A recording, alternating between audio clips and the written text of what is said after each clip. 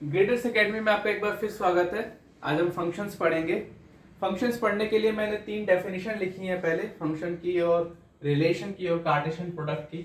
Function क्या होता है? एक स्पेशल टाइप ऑफ रिलेशन को फंक्शन कहते हैं। एक स्पेशल टाइप ऑफ रिलेशन को हम फंक्शन कहते हैं। स्पेशल क्या होता है?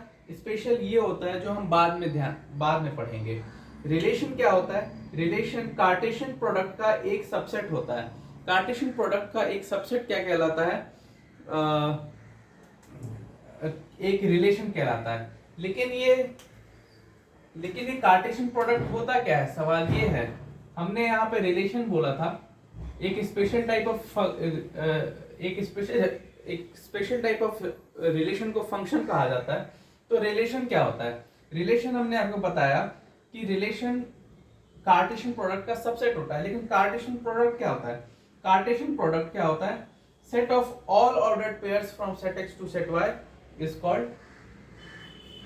Called Cartesian product. मान लीजिए कि ये आपके पास एक सेट x है, x1 x2, और ये एक सेट y है आपके पास, y1 y2 y3। ये सेट x है, ये सेट y है। तो ऑर्डर्ड पेयर हम जानते हैं कि पहले जैसे इस फॉर्म में लिखना ऑर्डर्ड पेयर कहलाता है। ब्रैकेट्स के अंदर कॉमा लगा करके फिक्स्ड ऑर्डर में जब लिखा जाता है तो उसको ऑर्डर्ड पेयर कहते हैं। अगर हम इसके सारे ऑर्डर्ड पेयर्स बनाएं तो ये हो जाएगा x1 y1, x1 y2 और x1 y3, सबके बीच में comma, x2 y1, x2 y2 और x2 y3। ये सारे के सारे ऑर्डर पे सारे के सारे पॉसिबल ऑर्डर्ड पेयर्स हमने लिखे हैं। तो ये जो सारे ऑर्डर्ड पेयर्स का जो सेट है वो क्या कहलाता है? वो कहलाता है कार्टेशियन प्रोडक्ट। ठीक है। अब कार्टेशियन प्रोडक्ट का जो सबसेट है, कार्टेशियन प्रोडक्ट का सबसेट मान लीजिए हमने ले लिया x1 y1,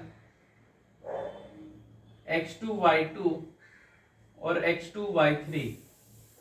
कार्टेशियन प्रोडक्ट का जो सबसेट है वो क्या कहलाता है? रिलेशन कहलाता है। ठीक है, समझ आया आपको? रिलेशन क्या है, कार्टेशियन प्रोडक्ट क्या है। अब स्पेशल टाइप ऑफ रिलेशन को हम क्या कहते हैं? फंक्शन कहते हैं। स्पेशल टाइप ऑफ रिलेशन को हम क्या कहते हैं? फंक्शन कहते हैं। ठीक, तो जैसे मान लीजिए कि ये आपका x वही फंक्शन है, वही सेट है आपके पास y1 y2 y3। एक ऐसा रिलेशन, यानी कि एक ऐसा कार्टेशियन प्रोडक्ट का ऐसा सबसेट जिसमें ये दो कंडीशन अप्लाई होती हैं, ऐसे को हम क्या कहते हैं? फंक्शन कहते हैं। दो कंडीशंस क्या है? कि सारी की सारी वैल्यूज, सेट x की सारी वैल्यूज कोई ना कोई एक वैल्यू सेट y में लेती हैं। तो जैसे x1 y1 से और x2 y2 से। ठीक है। और दूसरी कंडीशन क्या है?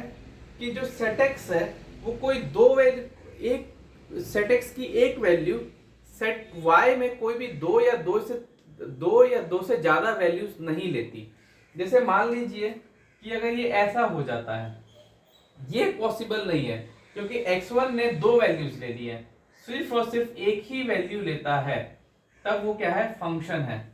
ठीक है। तो x1 y1 और x2 y2। ठीक है, ये क्या हो गया? हमारा फंक्शन हो गया। क्यों? क्योंकि सेट x की सारी वैल्यूज ने कोई ना कोई वैल्यू सेट y में ली है। ठीक है, x1 ने भी ली है, x2 ने भी ली है, और सिर्फ एक ही वैल्यू ली है, y1 लिया है, y2 लिया है। ठीक है, तो ऐसी चीज को हम फंक्शन कहते हैं। फंक्शन आपको समझ आया होगा। इसके अलावा कुछ डेफिनेशन है, जैसे डोमेन, कोडोमेन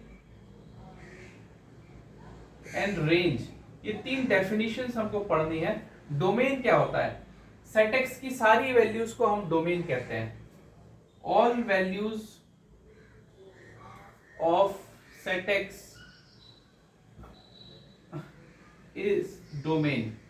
ठीक है, बेसिकली सेट x को ही डोमेन कहते हैं। ठीक है, सेट एक्स क्या है, डोमेन है। कोडोमेन क्या है, सेट वाई। सेट वाई की सारी वैल्यूज को हम क्या कहते हैं, कोडोमेन कहते हैं। और सेट एक्स की वैल्यूज ने जो वैल्यूज ली है सेट वाई में, उसको हम रेंज कहते हैं। तो कौन सी वैल्यूज ली है, y1 एंड y2। ठीक है, ये क्या है, रेंज है। ओके, तो कुछ प्रॉब्लम्स हम देते हैं आपको ये पहचानने के लिए कि वो फंक्शन है या नहीं है, और अगर फंक्शन है तो उसका डोमेन, कोडोमेन एंड रेंज बताइए। ठीक है,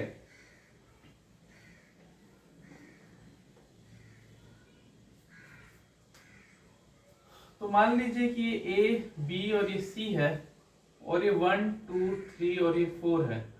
ये इसने लिया, इसको लिया, इसने इसको लिया। क्या है, फंक्शन है जी, ये बिल्कुल फंक्शन है, क्योंकि सेट एक्स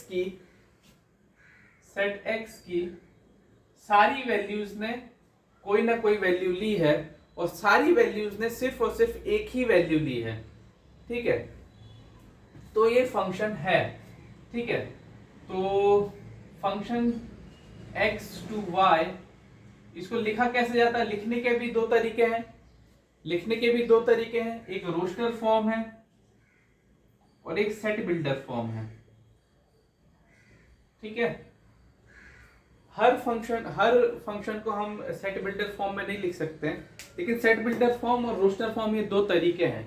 हम यहाँ पे रोस्टर फॉर्म लिखेंगे, function f is such that f x to y, और ये क्या है, a, 2 b, 1 and c, 3।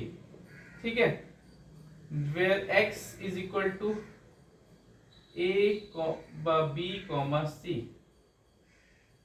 and y is equal to 1, 2, 3, 4। ठीक है, अब ये फंक्शन है तो इसका डोमेन होगा, कोडोमेन होगा और रेंज होगा। तो डोमेन क्या हो जाएगा, डोमेन हो जाएगा सेट एक्स, यानी कि a, b, c। पहला सेट डोमेन होता है, हम यहाँ पे सेट एक्स को डोमेन नहीं करेंगे, बेसिकली पहला सेट जो है वो डोमेन होता है। कोडोमेन क्या हो जाएगा,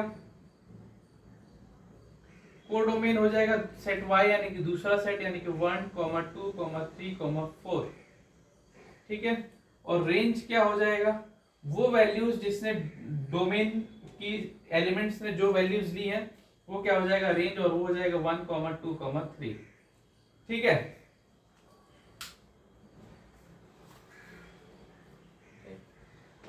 अब एक और देते हैं।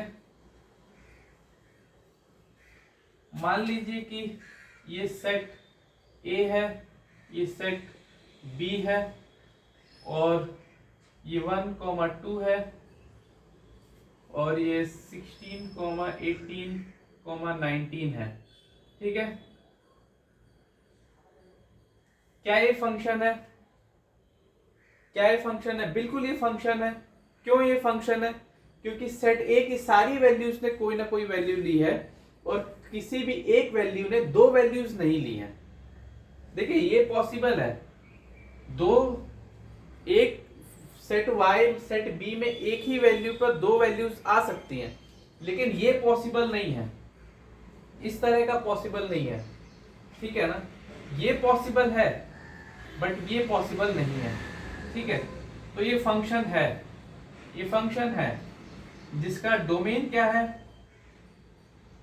डोमेन है 1, 2, कोडोमेन है 16, 18, 19। पहला सेट डोमेन होता है, दूसरा सेट कोडोमेन होता है, और रेंज क्या होता है, जो वैल्यूज ली है, यानी कि 16। ठीक है, अब हम सेट बिल्डर फॉर्म में लिखेंगे एक फंक्शन। सेट बिल्डर फॉर्म में फंक्शन को तब लिखा जाता है जब फंक्शन जो है इनफाइनाइट हो, या फिर उसको लिखा जा सकता हो, जैसे कि f from r to r fx is equal to x upon x plus 1। ठीक है, तो इसका डोमेन क्या है, इसका डोमेन रेंज ऑफ फंक्शन होगा, जो हम नेक्स्ट वीडियो में निकालना सीखेंगे। और ये इस तरह से हम इसको सेट बिल्डर फॉर्म में भी लिख सकते हैं। ठीक है, यहाँ पर x नॉट इक्वल टू -1 होगा, ये एक कंडीशन यहाँ पे लगेगी। ठीक है, तो आज के लिए इतना ही। Okay bye.